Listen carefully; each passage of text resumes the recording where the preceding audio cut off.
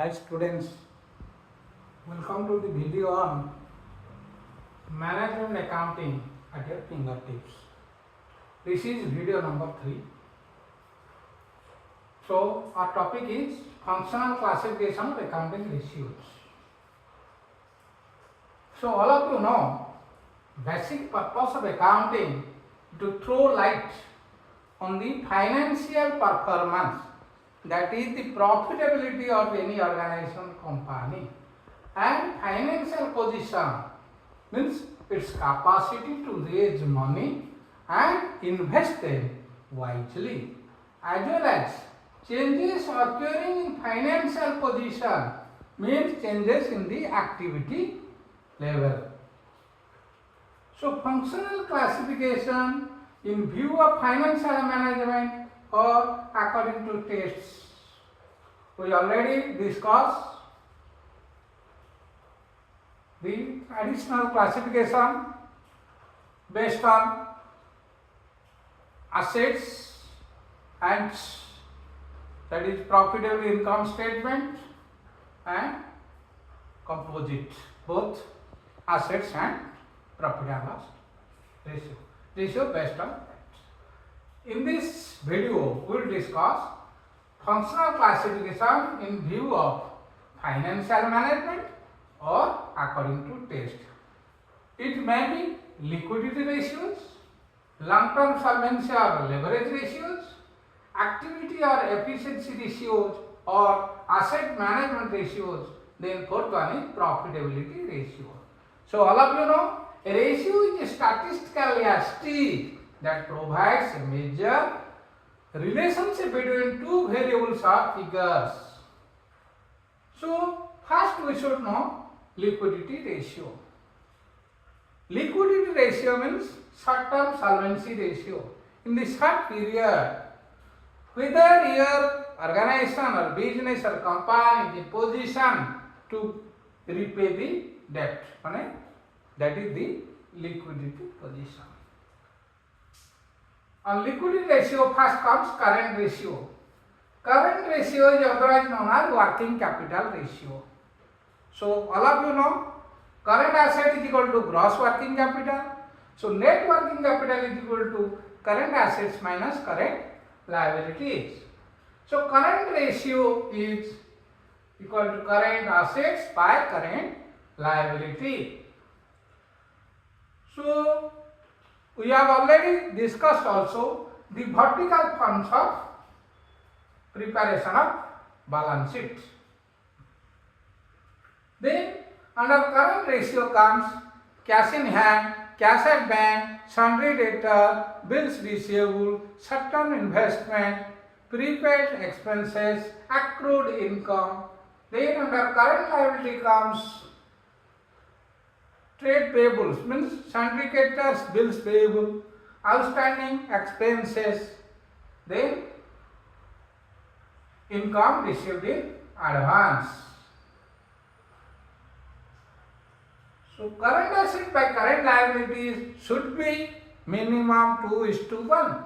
That means the current asset should cover minimum twice of current liability as per the ideal ratio. But in financial institution, it differs, it depends on the policy of banks.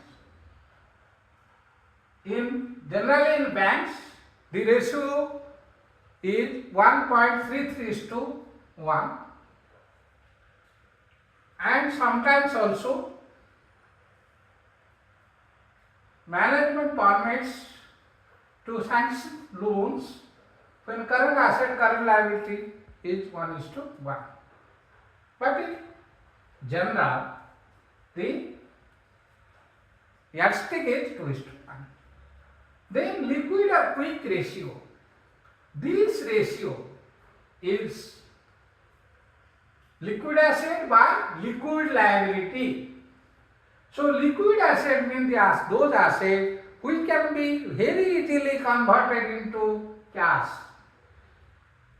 It does not include the inventory or stock, which takes more time for conversion. Stock may be stock of raw material, stock of work in progress, stock of finished goods if it is manufacturing concern. If it is trading concern, only finished goods. So from current assets we have to deduct inventory and prepaid expenses. Then under liquid liability, suppose bank overdraft is there, we have to deduct the bank overdraft, otherwise it is equivalent to current liability. Then ideal ratio is 1:1. So current ratio tests the credit strength and solvency of any business concern. Then liquidity or quick asset test ratio, it indicates immediate solvency and more importantly financial institution. It is very important for the financial institution to know what is the liquidity ratio of any company or organization. Then absolute liquid ratio or cash ratio, it is 100% cash. That means cash in hand, cash at bank and short-term security, investment security. And the ratio should be 0.5:1. That means the absolute liquid asset should be minimum half of current liability. Then we will discuss long-term solvency or leverage or capital structure ratio. And under this ratio comes debt equity ratio. Debt equity ratio means it may be total long-term debt divided by shareholder fund. If we consider the current liability also, then it comes total debt divided by shareholders fund. So generally in debt equity ratio we consider the long-term debt of any company or organization divided by shareholder fund. Shareholder funds, all of you know, equity share capital, preference share capital and reserve and surplus. So the debt equity ratio generally it should be 2:1.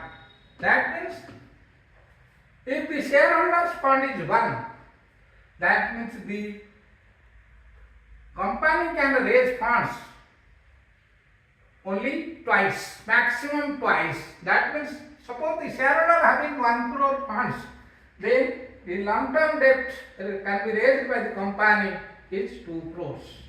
And it differs from industry to industry.